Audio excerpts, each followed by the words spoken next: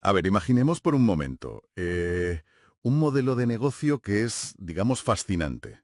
Un sistema que en la práctica solo factura y gana dinero de verdad cuando las cosas van mal. Ujú. O sea, un engranaje donde la salud financiera de una empresa depende casi enteramente de que haya pues camas de hospital ocupadas, quirófanos funcionando a destajo y salas de espera a reventar. Es una locura si lo piensas. Totalmente. Suena a locura, pero si lo pensamos fríamente, así es como funcionan muchísimos sistemas sanitarios en el mundo. Y hoy vamos a meter el bisturí precisamente en este tema. Claro. Vamos a centrar la mirada en un escenario donde esta paradoja ha llegado a un punto de ebullición absoluto, que es el panorama político de Colombia en este 2026. Es que, fíjate, en Colombia la sanidad ha dejado de ser, bueno, un simple punto más en un programa electoral. Ya no estamos hablando solo de economía abstracta, de impuestos o de seguridad ciudadana. Ya, La gestión de los hospitales y de las deudas médicas, o sea, se ha convertido en el campo de batalla ideológico más crítico del país ahora mismo. Es el tema que te puede hacer ganar o perder unas elecciones. por eso hoy vamos a hacer un análisis a fondo de un documento que la verdad me ha parecido revelador. Es un ensayo titulado Las propuestas en salud de Cepeda, de la Espriella y Paloma Valencia. Ajá. Está firmado por el médico e investigador Jorge Augusto Miranda Cadavid de la Universidad Nacional de Colombia. Y bueno, nuestra misión en este rato es desgranar estas tres propuestas políticas para entender cómo pretenden solucionar un sistema que sufre una crisis de liquidez tremenda. Tremenda. Y con unas brechas territoriales enormes. Sí. Y es un texto vital, de verdad, porque nos pone sobre la mesa tres formas distintas de entender el Estado. Claro, Tres posturas que, a ver, operan bajo lógicas casi incompatibles entre sí para intentar salvar, digamos, a un mismo paciente. exacto. Y ojo, hay que dejar una cosa muy clara desde el principio, antes de meternos en harina. Al tratar un texto que analiza directamente a políticos y candidatos de distintas vertientes, pues en este espacio no tomamos partido por ninguna ideología. Por supuesto. Nuestra función hoy no es decidir quién tiene razón, ni hacer campaña para nadie, ni criticar desde una postura propia. Solo vamos a actuar como traductores, por así decirlo, de este análisis médico. Eso es. Queremos ver qué proponen realmente en el papel más allá de los eslóganes, exponiendo objetivamente lo que el autor plantea. Un sistema sanitario jamás es solo un entramado técnico de pasillos, recetas y presupuestos. ¿Qué va? Es, en el fondo, el reflejo más brutal del contrato social de un país. Determina quién vive, quién muere, quién se arruina por una enfermedad y bajo qué condiciones de dignidad se envejece. O sea, entender las tripas de la sanidad es entender qué valor le da una sociedad a la vida de su gente. Madre mía, es que está clarísimo. Bueno, empecemos entonces por la visión más intervencionista, ¿vale? La que propone que el Estado asuma el control principal. Hablamos de la propuesta de Iván Cepeda, Ajá. que el autor define con una orientación socialdemócrata o puramente estatalista. Según el doctor Miranda Cadavid, esta propuesta parte de un concepto que suena muy bien sobre el papel, que son los llamados determinantes sociales. Sí, y es un concepto clínico fundamental. Lo que Cepeda plantea, y que el autor valora muy positivamente como diagnóstico inicial, es que la salud de una persona no empieza en el momento en que entra por la puerta de urgencias con un infarto. Claro, empieza antes. Empieza décadas antes, eso es. Los determinantes sociales son las condiciones de vida básicas. O sea, si en tu pueblo hay acceso a agua potable, si tienes una nutrición adecuada desde la infancia, si vives en un entorno con contaminación tóxica o en la pobreza extrema. Ya. Si no arreglas eso primero, pues da igual cuántos médicos contrates, porque los hospitales siempre van a estar colapsados. O sea, es como intentar vaciar el océano con un cubo mientras sigue lloviendo, digamos. Exactamente esa es la imagen. Hasta ahí la teoría tiene todo el sentido, pero el texto señala que, a la hora de aterrizar esto en medidas concretas, la estrategia de Cepeda se centra muchísimo en una expansión masiva y en la modernización de la infraestructura hospitalaria pública. Ujú. Quiere construir más centros de atención primaria, sobre todo en zonas rurales. Y a ver, a mí esto me genera una duda enorme. Construir está muy bien, pero me suena a querer montar la cocina más grande y espectacular del mundo. Ya, con los mejores hornos y encimeras. Exacto, con todo de lujo, para luego olvidarte de contratar a los cocineros o de comprar los ingredientes. O sea, si metemos todo el dinero en hacer edificios de hormigón, ¿no corremos el riesgo de llenar el país de elefantes blancos? Es que ese es precisamente el talón de Aquiles que identifica el autor del estudio. Ah, sí, Sí, sí. El documento lo llama explícitamente el riesgo del ladrillo. Es innegable que en muchas zonas rurales de Colombia hacen falta clínicas, eso es obvio. Pero la infraestructura física, el hormigón, no cura a nadie por sí solo. Ya, pero a ver, si un pueblo lleva, no sé, 50 años sin un hospital, construirles uno debería ser la solución definitiva, ¿no? ¿Por qué el documento advierte de tanta ineficiencia burocrática entonces? Pues porque mantener un hospital funcionando es muchísimo más complejo y caro que simplemente construirlo. El autor advierte que hacer una inversión masiva en edificios sin tener diseñado un modelo de gestión a largo plazo es peligrosísimo. Ya. ¿Cómo garantizas que va a haber pediatras, cirujanos o anestesistas dispuestos a vivir allí de forma continua? Claro, la gente tiene que querer ir. Y no solo eso, ¿cómo aseguras que la cadena de suministro de medicamentos llegue a tiempo y no se pierda por la corrupción o la mala gestión local? Sin un modelo financiero que sostenga el día a día y evite el despilfarro, esos hospitales acaban siendo cascarones vacíos en un par de años. Madre mía. Te quedas con el gasto de mantenimiento de un edificio gigante que a efectos prácticos pues no reduce la mortalidad ni las enfermedades de la gente. Vale, lo entiendo perfectamente. O sea, el riesgo de Cepeda es quedarse en el continente y descuidar el contenido a largo plazo. Eso es. Entonces, si construir lleva años y tiene este riesgo de estancamiento, pasemos a la otra cara de la moneda. Si el problema es que el sistema actual se asfixia, ¿qué pasa si le metemos una descarga eléctrica hoy mismo? Aquí entra de la Espriella. Exacto. Aquí entra la visión de Abelardo de la Espriella que el documento etiqueta como radical liberal y muy centrada en la eficacia privada. Y aquí pasamos del largo plazo a la urgencia más inmediata y agresiva. O sea, el autor lo define casi como una terapia de choque puramente financiera. Sí, porque la propuesta estrella de la Espriella es brutal, o sea, inyectar 10 billones de pesos en un plazo de apenas 90 días. ¡Qué locura!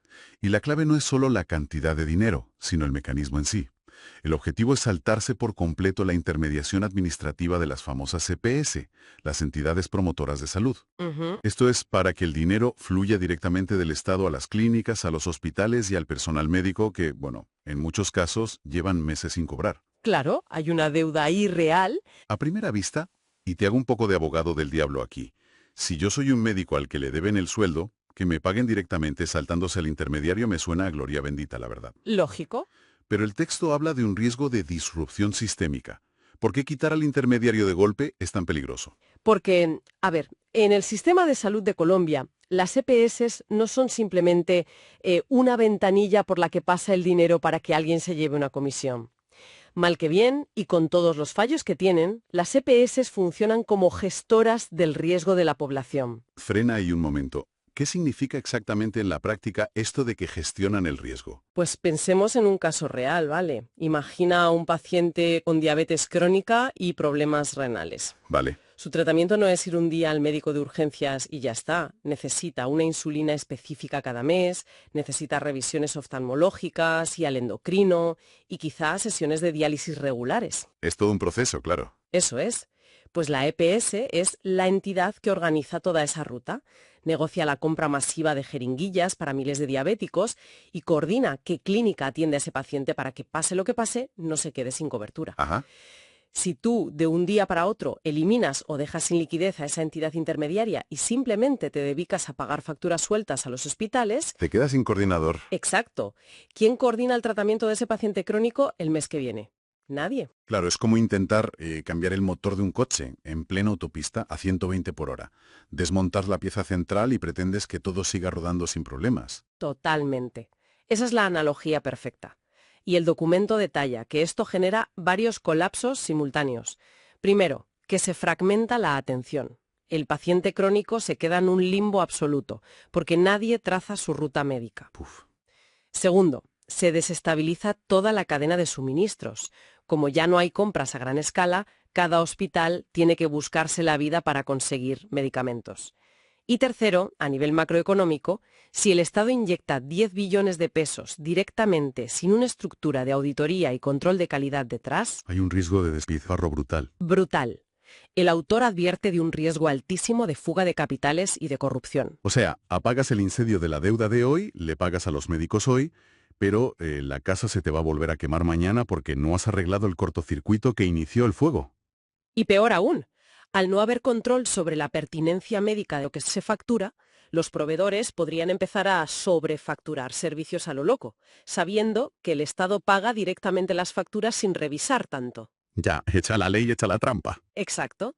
Es una medida cortoplacista que alivia la presión política y moral del momento, sin duda, pero no corrige ni una sola de las ineficiencias estructurales que causaron esa deuda gigante en un principio. Menudo panorama tenemos. O sea, tenemos por un lado a Cepeda, que quiere construir a 10 años vista con el riesgo de que los hospitales se queden vacíos sin personal, Sí, y por otro a Del Esprilla, que quiere inyectar liquidez saltándose las reglas actuales, arriesgándose a dejar a los pacientes crónicos totalmente abandonados sin coordinación. así es. Viendo que estas dos opciones extremas tienen agujeros considerables, vamos a analizar a la tercera en discordia.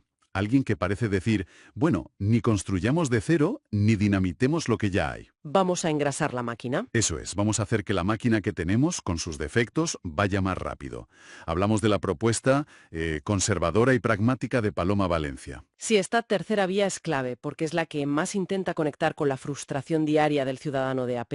Su foco está puesto 100% en lo que la gente percibe cuando intenta usar el sistema de salud. Según el análisis, Valencia propone inyectar 9 billones de pesos, pero no para hacer hospitales nuevos ni para cambiar el modelo de raíz, sino enfocados directamente en la demanda actual. Ujú. Lo que busca es descongestionar urgentemente las salas de espera, asegurar que te den cita con el especialista rápido, llenar de nuevo los inventarios de las farmacias y, cito textualmente, titularizar la deuda para dar oxígeno a los hospitales. Ahí está el truco. A ver, antes de analizar si esto funciona, aclárame esto último. Porque titularizar la deuda me suena a jerga de Wall Street, no a sanidad pública. ¿Qué significa eso en la práctica? Pues es que es un mecanismo financiero puro y duro.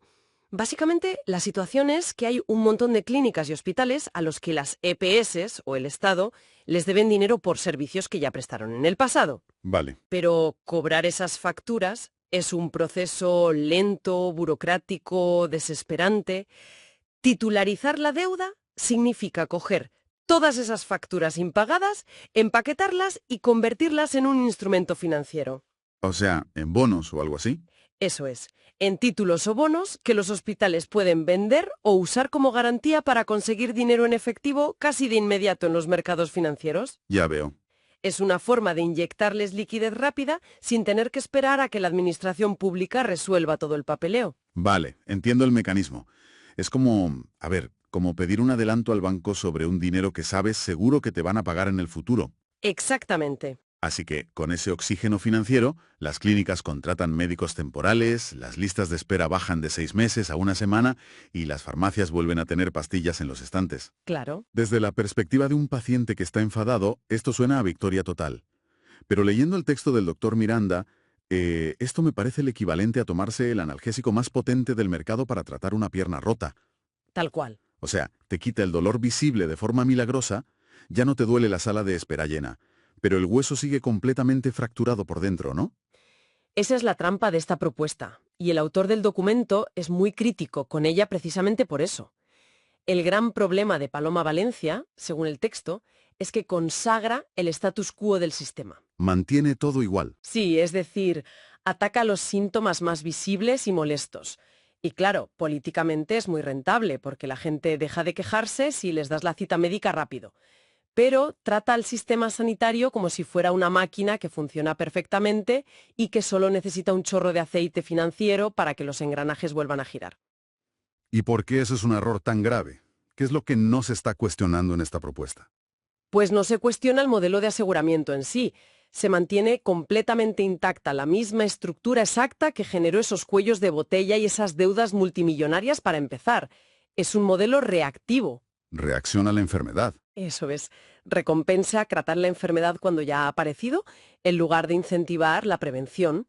Si solo inyectas dinero para agilizar citas y dar fármacos, sigues alimentando una rueda donde se paga por procedimiento médico y no se hace absolutamente nada para evitar que esos pacientes sigan enfermando y saturando el sistema otra vez el año que viene. Vale. Creo que aquí es donde todas las piezas del puzzle empiezan a encajar. Porque si ponemos las tres propuestas juntas, el autor del documento hace un análisis comparativo final y, bueno, llega a una conclusión que me parece demoledora. Dice que las tres propuestas, a pesar de venir de ideologías totalmente opuestas, comparten un mismo defecto, que es que todas son medidas bomberiles. Sí, medidas diseñadas exclusivamente para apagar incendios a corto plazo. Exactamente. Fíjate, Cepeda apaga el incendio de la falta de cobertura física construyendo edificios. De la Espriella apaga el incendio de los impagos tirando billetes desde un helicóptero casi. Y Valencia apaga el incendio de la opinión pública vaciando las salas de espera. Claro, parche sobre parche. Pero todas se quedan en arreglos operacionales, de superficie. Es fascinante ver la contradicción en la que caen los tres. Cepeda defiende lo público, pero no plantea cómo frenar el despilfarro burocrático. Ajá. De la Espriella idolatra la eficacia privada quitando al intermediario, pero no tiene ni idea de quién va a asumir el enorme riesgo clínico de los pacientes crónicos. Y Valencia, que va de pragmática, pues saca las castañas del fuego financiero hoy, pero deja encendida la máquina de generar nuevas deudas para mañana. Una síntesis perfecta. Y es llegados a este punto donde el doctor Miranda Cadavid señala lo que él denomina el elefante en la habitación. Ahí vamos. El vacío estructural gigantesco que ninguno de los tres candidatos quiere mirar de frente porque, claro, es política y técnicamente complicadísimo de resolver. O sea, el problema real de fondo. Y a ver si lo he entendido bien después de todo este análisis. El elefante en la habitación del que habla el texto es el modelo de pago por servicio, ¿no? Ese es. El hecho de que a los actores del sistema sanitario, ya sean clínicas privadas, hospitales públicos o intermediarios, les resulta mucho más rentable facturar constantemente por hacer procedimientos médicos, escáneres, cirugías, que el simple hecho de mantener a la población sana. ¿Ese es el meollo de la cuestión? Absolutamente. Ese es el núcleo radiactivo de toda la crisis. El documento concluye que no importa cuántos billones inyectes mañana, ni si construyes 50 hospitales de última generación en el campo. Da igual todo. Da igual. Nada de eso servirá a largo plazo si las reglas del juego financieros siguen premiando el volumen de servicios por encima del bienestar real de la población. Es el concepto del pago por evento. Ya. Si un hospital cobra cada vez que hace una resonancia magnética o receta una caja de pastillas, el incentivo económico, de forma perversa pero muy lógica desde el punto de vista empresarial, es hacer el mayor número posible de resonancias y recetar muchísimas pastillas. Claro, es que nadie monta un negocio para tener pocos clientes. Eso es de cajón. Exacto. El autor sugiere que la única solución verdaderamente profunda y equilibrada sería una mezcla pero muy calibrada. ¿Qué tipo de mezcla? Pues habría que coger la inversión en infraestructuras y en determinantes sociales que propone Cepeda, para asegurar que el agua limpia y la alimentación lleguen mucho antes que la enfermedad. Vale. Luego, habría que sumar la agilidad financiera y la atención a la demanda inmediata que busca Valencia. Pero todo esto es inútil si no se enmarca en un marco regulatorio completamente nuevo, un sistema que transforme de raíz los incentivos económicos. Ostras. ¿Y cómo sería ese cambio de incentivos en la práctica? Pues implicaría pasar de gestionar la enfermedad a gestionar la salud. Que la rentabilidad de una entidad médica o aseguradora no dependa de cuántas pruebas de sangre le ha hecho un diabético este año, sino de unos indicadores que demuestren que han logrado controlar la enfermedad de esa persona. Para que no pise el hospital. Menudo cambio de paradigma, de verdad. Es darle la vuelta a la tortilla por completo. Bueno, recapitulando un poco el viaje que hemos hecho a través de este análisis. Sí, ha sido intenso. Hemos visto cómo la sanidad en Colombia de cara a 2026 es literalmente un campo minado. Hemos desgranado por qué fiarlo todo a poner ladrillos, o saltarse a los coordinadores médicos para inyectar efectivo a lo bruto, o simplemente meter dinero para borrar las listas de espera. Todas son soluciones cortoplacistas. Sí, totalmente. Son parches para una hemorragia, papel mojado si nadie tiene la valentía política de cambiar esa matriz de incentivos económicos que hace girar la rueda del sistema. Es un análisis que, la verdad, nos obliga a ser mucho más exigentes como ciudadanos, a no quedarnos en el titular fácil de la promesa electoral, sino a mirar la mecánica interna de lo que realmente proponen. Claro, mirar debajo del capó. Exacto. Hay que buscar siempre el cómo lo van a hacer y qué consecuencias tiene a 5 o 10 años vista. No solo qué problema te solucionan hoy para que les votes. Totalmente de acuerdo. Y para cerrar este análisis a fondo, me gustaría dejar en el aire una reflexión que va, mucho más allá de las fronteras de Colombia.